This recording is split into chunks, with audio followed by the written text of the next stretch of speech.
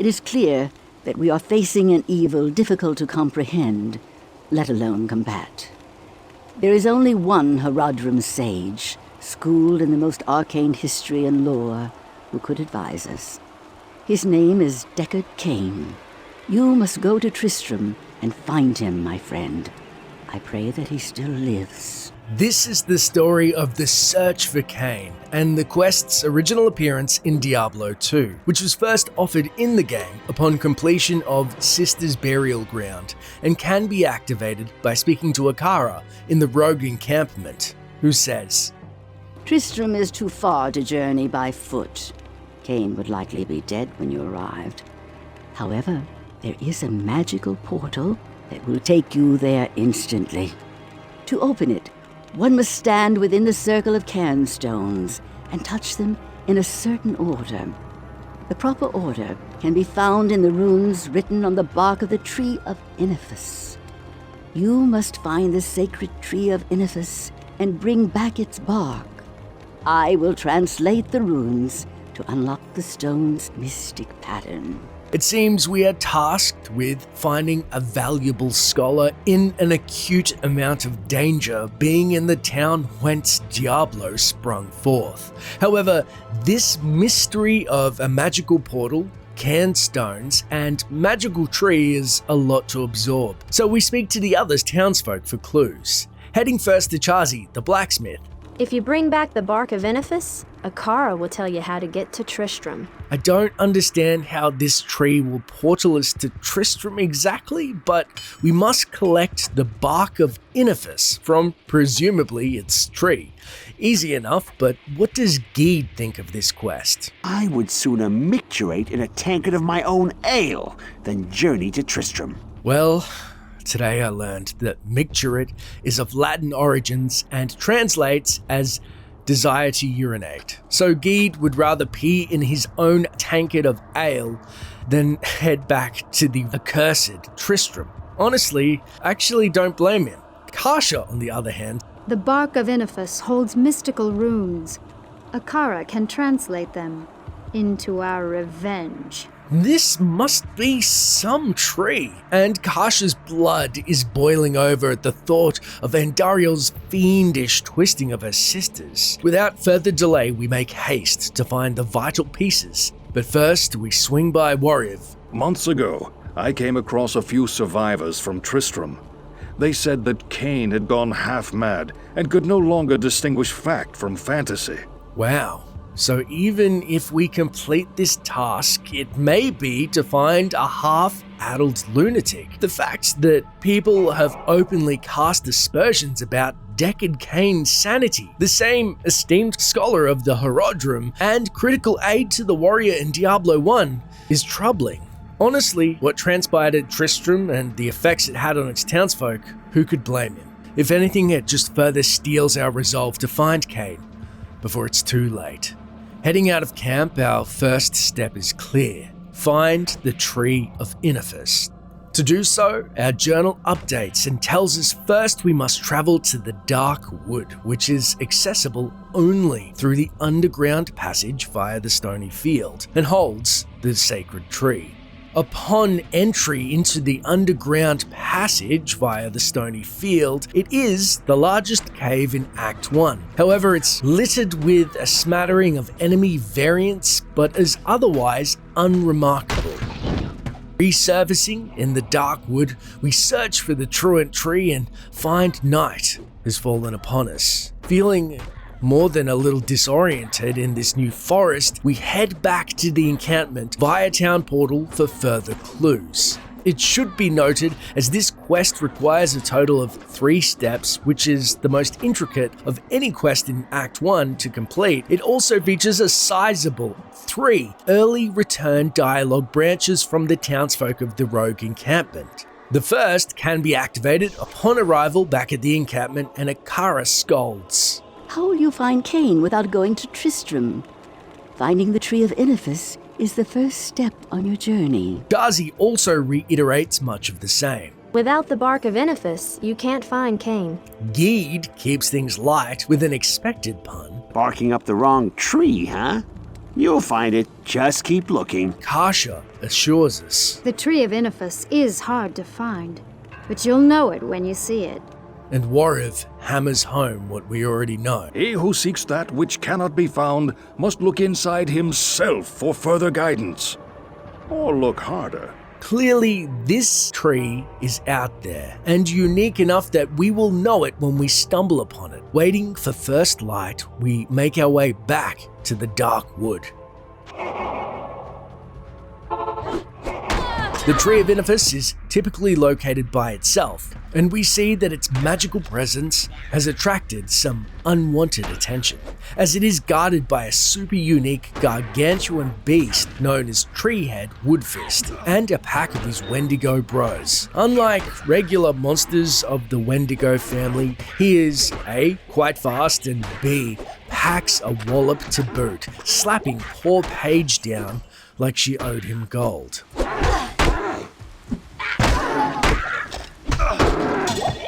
Once we have felled Treehead, we can then approach the Tree of Inifis, and upon loosing the Scroll of Inifis from the dilapidated tree, This tree bristles with magic. our quest updates and we return to Akara in the rogue encampment to decipher the scroll, and for the second early return dialogue in the game. Approaching Chazi first, however, she instructs. Get this to Akara. Only she can understand it. We agree to heed Chazi's advice, but first we make our way anti-clockwise around the camp, heading momentarily to Geed in front of his caravan. Look, friend, I trade a lot of strange items, but I'm not gonna start dealing in bark, okay? With nothing but contempt for this scroll and its value, we throw up our hands and speak next to Kasha. With this scroll, you may open a portal back to Tristram.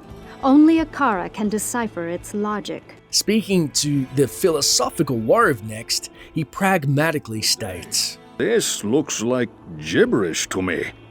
Akara may know what to make of it. and with that, we have nothing left to do but head over to Akara, who guides. Ah, very good. I have translated the runes on this scroll. You must find the cairnstones and touch them in the order that I have written. Our quest log updates and reads, go to the cairnstones in the stony field. Touch the stone in order found on the scroll of Inifis. Enter the portal to Tristram, but beware the danger that lies ahead. We then check the scroll and confirm that it mystically will display the exact order in which to touch the pillars, forebodingly surrounding a pentagram in the middle. As we make our way into the stony field, we notice that we passed the peculiar cairnstones previously. These particular cairnstones are guarded by a nasty pack of carvers, especially if you happen upon them at lower levels, as one which is in the middle of his brethren is a super unique carver named Rakanishu, who happens to be a fallen demigod whose origins I have covered in a previous video. When attacking Rakanishu, melee heroes need to be careful because his lightning enchanted status causes several charge bolts to radiate out from him each time he is damaged. Quick attacks on Rakanishu will result in equally quick death if you don't watch yourself, especially on the higher difficulty levels. It should be noted, Rakanishu is the first lightning enchanted boss in Diablo 2. After felling the fallen foe and using the Scrolls of Inifis as a guide, touching each of the cairnstones in the correct order, we see lightning licks in a brilliant flash, and we open an ominous crimson portal directly to the town of Tristram. As we have been warned many times of the dangers which lie ahead, and recovering from our skirmish with Rakanishu and his pack of fallen, we head back to the encampment to activate the third and final early return dialogue. Upon seeing us back at the camp, Akara frantically exclaims, If he still lives, Deckard Cain may be in grave peril. You must hurry to Tristram before all is lost. We gather supplies, repair our weapons with Chazi the blacksmith, and then she warns, I have heard that Tristram is now in ruins. Without Cain, I fear for the ruin of all of us. We decide maybe talking to Geed can't hurt while we're in town, and he reveals, I'm told that Tristram now resembles a mead hall after a barbarian wedding. I will wait here for your most glorious return. Well, we can't help but picture the barbarian wedding and hope our return is glorious and less messy. Kasha, on the other hand, stresses. Deckard Cain has crucial knowledge about the evils we face. You must find him. We know Deckard Cain possesses unique and vital information on facing Andariel, the demoness. Without a moment to lose, we check in with Warriv quickly. It is too dangerous to travel to Tristram. I won't be leaving here until the way is clear. And it seems Andariel and the forces of hell are making sure vital travel routes are blocked. We must take our chances to circumvent this, and so we head back to the Cairnstones and happily step into the portal. What a tragic end to Tristram. It seems we may be too late. Tristram is shown to be heavily destroyed by demons and, unfortunately, on fire. Although most buildings remain roughly in the same place as they were in Diablo 1, various corpses can be seen scattered around town, suggesting that perhaps the bulk of the original townsfolk didn't make it out alive. Although, an aside, some of the survivors' fates are confirmed in Diablo 3. We have a first-hand account of Diablo's tragic victims. In the northwest outskirts of town, we spy what looks like a straggler's fleeing corpse, and the most northwestern building, there's a corpse of a poor townsman in Tremaine the priest's house, and it looks to be crushed by a pillar and reduced to not much more than a stain. Heading to the southwestern side of the town, down by the river, we see Wirt the Peg-Legged boys, corpse face down, surrounded by far too many fallen once again. Over here. But can be looted for a considerable amount of gold. A peg leg that may or may not come in handy later, you never know. And he also altruistically gives back to the player some of the gold he acquired in Diablo 1, no doubt as a wry nod from the developers of his shrewd business tactics. In the southern part of town, hacking our way through carvers and the undead, is the town's blacksmith, Griswold, or what remains of Griswold. Whoa, what can I do for you? We are forced to face this one-time ally, as he is a super unique of the area and a particularly strong foe. Said that the stout Griswold was one of those who were bound past death to attend to the desires of the three. Wandering the town he once loved, he uses arcane powers and unholy strength granted to his twisted body by Andariel herself to stop any from following the path of the Wanderer. After defeating Griswold, we also realize that our audience, the skeleton leaning on the same rock that poor Farnham did, is most likely the remains of the town drunk who used to plop himself down in front of that very rock.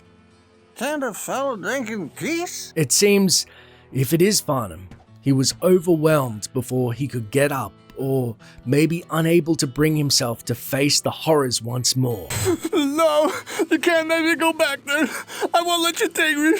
Too much pain. Too many dead. Can't get the blood out of my eyes. My mouth. Speaking of horrors, we finally locate Deckard Cain's prison in the center of town, guarded by champion skeletons and 3 nasty champion Carver shaman, and a horde of Carver to boot. Sensing his chance to escape, he beckons to us, rattling his cage, pleading for our aid. We can choose to further clear the town for his safe passage, or gamble on his quick escape by freeing him during the fighting. Deckard Cain, leave quickly. I thank you, friend, for coming to my aid.